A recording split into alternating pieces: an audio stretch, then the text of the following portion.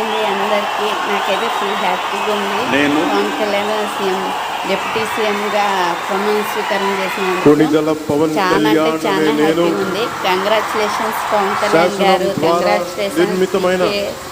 Okay అండి, bye. నాకైతే full హ్యాపీగా ఉందండి, మాటలో చెప్పలేను.